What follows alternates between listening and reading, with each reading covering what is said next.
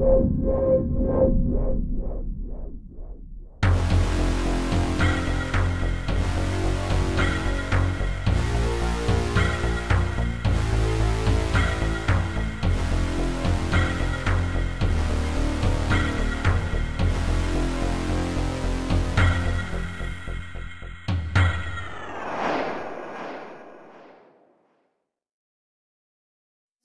tout le monde, j'espère que vous allez bien. Je vous souhaite la bienvenue dans mes carnets noirs. Je vous emmène aujourd'hui en mer Baltique sur un bateau qui a cumulé les ennuis, dont 2 qui restent très mystérieux encore à ce jour.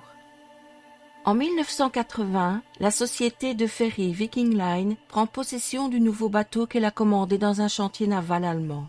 Un navire de luxe construit pour répondre à la demande croissante de Kreuzferry.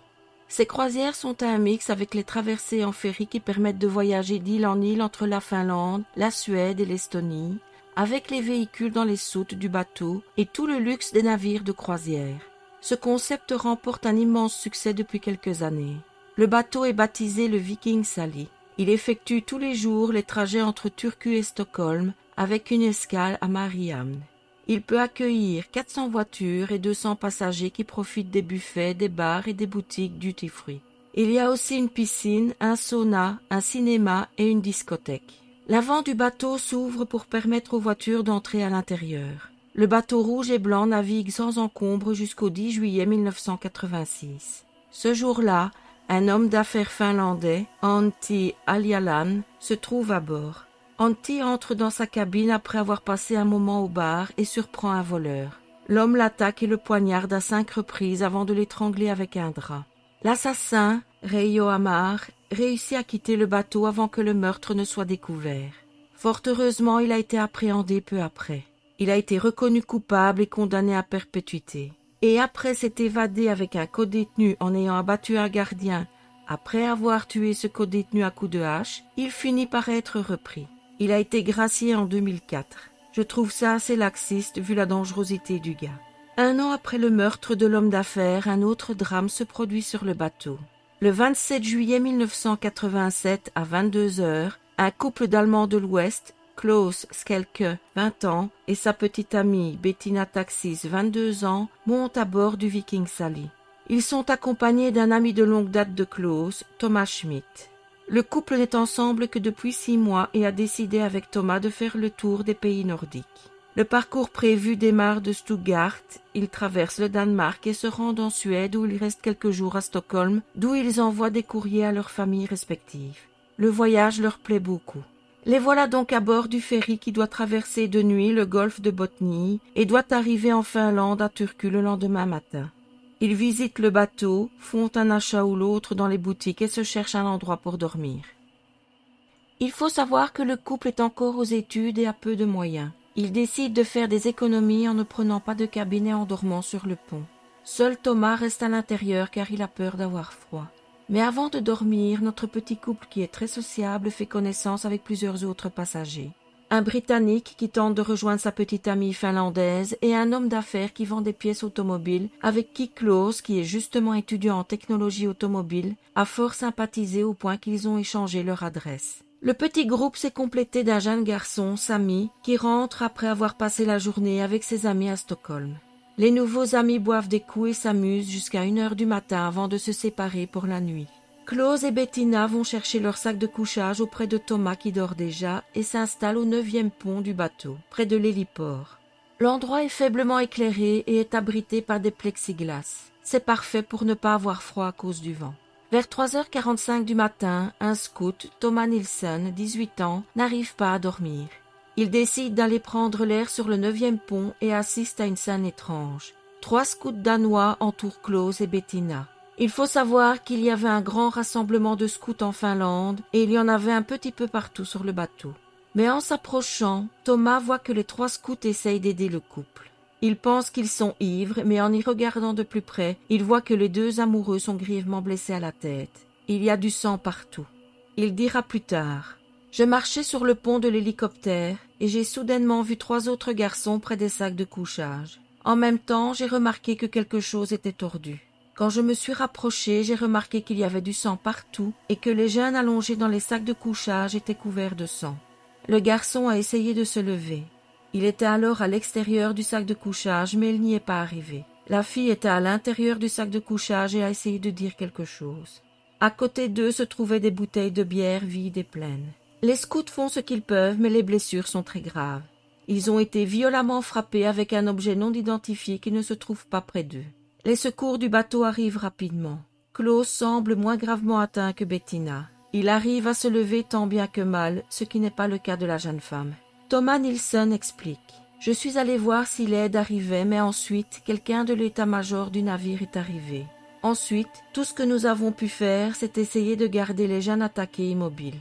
Leur visage n'avait pas été frappé ni frappé à coups de pied. Je ne pense pas non plus que l'agresseur ait utilisé un couteau. Leur visage ressemblait à de la neige fondante, comme s'ils avaient été frappés avec un objet semblable à un marteau. Je n'ai vu aucune autre blessure sur leur corps. Un doigt avait été coupé de la main de la jeune fille. Pour moi, la fille semblait être plus blessée à ce moment-là. Lorsque nous avons aidé le garçon à se déplacer à l'intérieur du navire, la fille s'est déchaînée. Elle voulait venir. Nous l'avons portée à l'intérieur et mes vêtements et mes mains étaient ensanglantés. Klaus marche jusqu'à l'intérieur et Bettina doit être portée. Les gardes-côtes sont avertis et envoient un hélicoptère récupérer les blessés qui arrivent à l'hôpital universitaire de Turku à 5h48 du matin. Du moins Bettina, car contrairement à ce que tout le monde pensait, Klaus était bien plus grièvement atteint et il est décédé pendant le transport. Le problème est qui va s'occuper de l'enquête vu que le crime a été commis en pleine mer. Il est finalement décidé que ce sont les policiers de Turku qui la prennent en charge. Ils sont rapidement transportés par hélicoptère sur le Viking Sally qui est toujours en mer. Ils recueillent les empreintes digitales, les empreintes de chaussures et une empreinte de paume sanglante. Il n'y a aucune trace de l'arme du crime. De petites embarcations encerclent le navire afin d'éviter qu'un passager ne jette des indices par-dessus bord et les passagers n'ont pas le droit d'aller sur les ponts pour les mêmes raisons. Une fois arrivés, ils sont interrogés avant de pouvoir débarquer. Surtout le petit groupe qui a passé la soirée avec les victimes et bien sûr Thomas. Celui-ci dit « Quand la police est venue me réveiller, je n'avais aucune idée de ce qui s'était passé. Nous étions assis sur le pont mais l'air était froid et je suis allé à l'intérieur pour chercher un endroit où dormir. Au bout d'une demi-heure, je me suis réveillée avec Klaus et Bettina qui venaient chercher leur sac de couchage. Ils étaient de bonne humeur et ont dit qu'ils avaient rencontré un gentil Finlandais. Puis ils se sont évanouis. Il était alors environ minuit. Thomas est rapidement mis hors de cause. Par contre, le Britannique se révèle intéressant car il a du sang sur ses vêtements, mais il dit que c'est son propre sang. Il a saigné du nez. Difficile de prouver le contraire. La difficulté, en plus de tous les passagers interrogés, est la taille de la scène du crime. Un immense bateau. Impossible de tout fouiller de fond en comble. Il se limite donc au pont neuf. Mais rien des empreintes ou du sang ne donne quoi que ce soit. Le Britannique finit par être blanchi. C'est bien son propre sang sur ses vêtements. Deux autres personnes semblent intéressantes. Ils sont surnommés les hommes au bonnet parce qu'ils ont été vus portant des bonnets qui ont attiré l'attention. L'un des hommes a ensuite été retrouvé en Allemagne de l'Ouest, mais il s'est avéré qu'il n'avait rien à voir avec les meurtres. L'autre homme au bonnet n'a jamais été retrouvé. Selon la police, l'homme a été aperçu pendant la nuit alors qu'il se promenait sur le 5e pont près de la cafétéria. Il avait environ 30 ans, mesurait 1,75 m et avait les cheveux foncés. Il avait l'air sale et il se parlait tout seul en anglais. Il portait un bonnet foncé ou verdâtre au bord roulé. Il portait également une chemise en laine sombre faite maison et des bottes. Certains témoins oculaires ont déclaré à la police que le bonnet était clair. D'autres ont dit qu'il était sombre. L'enquête s'enlise. Il n'y a plus qu'à espérer que Bettina va s'en sortir et raconter ce qui s'est passé. Et en effet, elle se remet. Mais les espoirs des enquêteurs s'envolent rapidement. Elle ne se souvient de rien après s'être endormie. Il faut attendre l'année suivante pour voir un nouvel indice apparaître. En 1988, un pêcheur vient trouver les enquêteurs. Peu après les crimes, il avait trouvé sur une petite île déserte qui se trouve sur le trajet du bateau un sac de vêtements. Il l'a laissé là pendant 1 an, pensant que quelqu'un allait venir le chercher. Le voyant toujours à la même place autant de temps après, il se dit que c'est suspect. La police ouvre le sac et y trouve un pull, un short clair, des chaussures et un seul gant avec les initiales HK. Selon les enquêteurs, ces vêtements sont liés au meurtre. Ils les exposent sur un mannequin pour obtenir des témoignages. Personne ne les contacte. L'affaire reste un mystère complet. Et à ceux qui pensent que Bettina est responsable, qu'elle a tué Klaus et s'est frappée après pour ne pas être suspectée, il faut savoir qu'elle garde des séquelles permanentes de l'attaque. Elle a perdu un doigt et même un œil. Elle a eu énormément de chances de s'en sortir.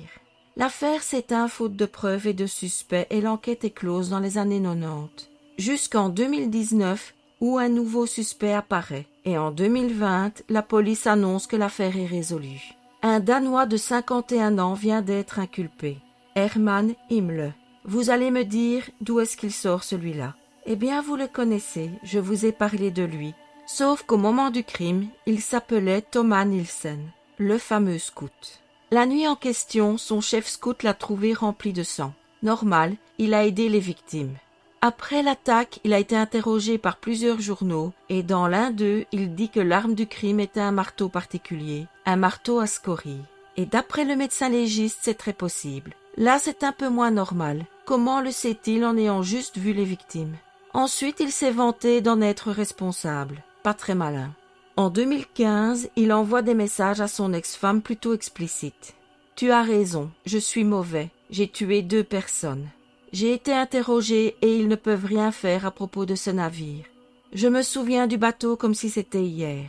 Oui, je suis un meurtrier et je peux le prouver. Mais ensuite j'irai en prison pendant longtemps et je n'irai pas en prison parce qu'alors tu échapperas à ma vengeance qui viendra quand tu t'y attendras le moins. » Bien sympathique le bonhomme.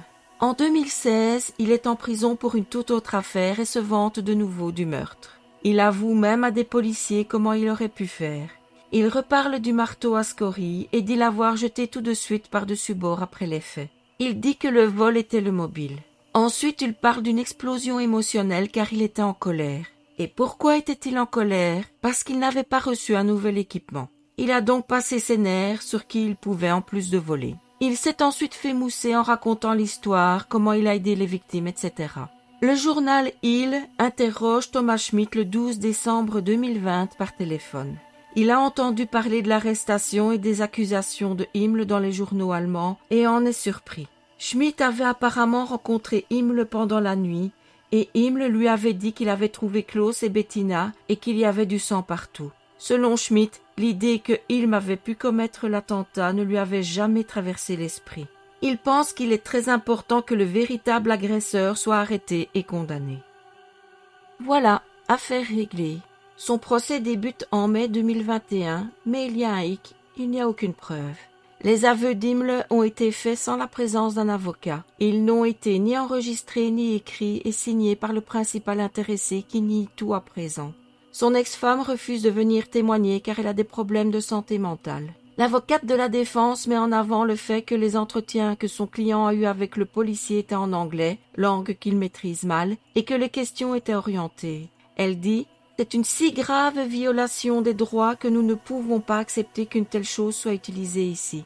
Il n'avait pas d'assistant, il était dans un tel état qu'il aurait été impossible d'avoir une conversation sans assistant, et en plus il a été consulté dans une langue qu'il ne connaît pas. » Himmle reconnaît s'être vanté d'être un tueur pour se faire passer pour un caïd et pour se faire respecter.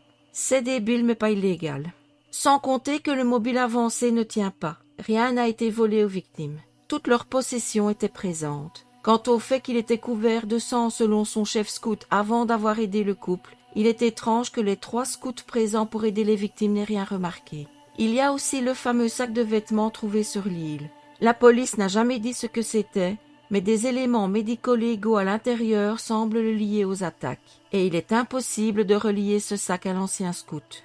Et d'où vient ce marteau? Ce n'est pas le genre d'objet que trimballe un scout. Bien que l'homme ne soit pas un ange et passe pas mal de temps en prison, il n'a jamais été reconnu coupable de violence. Des menaces, mais jamais d'actes selon son avocate. Du coup, il est acquitté en juin 2021. L'affaire reste officiellement non résolue.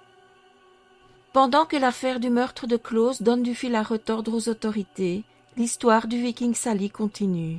Il est revendu plusieurs fois avant de finir en Estonie en 1993 dans la flotte de la compagnie maritime Estline. Le navire se refait une beauté. Il est repeint en blanc et en bleu et il est rebaptisé MS Estonia. Le mercredi 27 septembre 1994, l'Estonia prend la mer en partance de Tallinn pour rejoindre Stockholm. La mer est plutôt agitée et le fret mal réparti fait gîter le navire à tribord. Tôt le matin du 28 septembre, les attaches de la porte avant qui permet au véhicule d'entrer dans le ferry finissent par céder et la porte tombe à la mer. L'eau se précipite par l'ouverture et entraîne le naufrage du navire en moins d'une heure. Sur 989 personnes à bord, 852 ont trouvé la mort, faisant de ce naufrage le plus meurtrier après celui du Titanic en temps de paix. La cause officielle du naufrage est une défaillance des attaches de la porte. Les familles des victimes et les survivants ne trouvent pas les réponses satisfaisantes. Quant à la récupération des corps, elle ne se fera pas. Le site est considéré comme une sépulture et toute plongée y est strictement interdite. Il est même question de le recouvrir de grosses pierres pour éviter les pillages. Cette idée soulève une telle indignation auprès des familles que le projet est abandonné. Certains détracteurs du rapport officiel disent que sur la base du scénario présenté, le navire aurait dû se renverser et flotter avec l'air emprisonné dans des zones étanches sous le pont-garage. Le processus aurait dû prendre des heures, pas des minutes. Même certains experts de la stabilité de la commission sont devenus moins certains de leurs conclusions au fil du temps. Ils disent « Nous n'avons pas compris comment un navire pouvait couler en 35 minutes environ. C'était mystérieux pour tout le monde et c'est toujours inexpliqué. » En 2000, malgré l'interdiction, une journaliste allemande et un homme d'affaires américain effectuent une plongée sur l'épave du MS Estonia pour avoir des réponses sur les nombreuses questions restées en suspens. Selon eux, il y a un trou dans la coque du bateau sous la ligne de flottaison qui serait dû à une explosion. Cette théorie est rejetée par les autorités. En 2004, un douanier suédois à la retraite affirme que le ferry était utilisé pour le transport de matériel militaire entre l'Estonie et la Suède, ce qui finit par être confirmé par le gouvernement suédois. Cependant, il s'agissait de matériel non explosif qui ne pourrait pas être responsable du naufrage. Et ce transport aurait eu lieu 2 semaines avant la catastrophe. Il n'y avait rien de militaire dans la soute quand il a coulé. Une survivante déclare cependant avoir vu un véhicule militaire embarqué. Étrange. Selon une source du MI6, le ferry était utilisé pour le transport d'éléments électroniques utilisés pour le lancement de missiles balistiques, ce qui n'aurait pas du tout plu aux Russes. L'hypothèse d'une explosion passe maintenant à celle d'une collision volontaire avec un sous-marin russe. Le témoignage d'un survivant va dans ce sens. Il dit avoir vu un gros objet dans l'eau juste avant le naufrage. Bref, plus de questions que de réponses.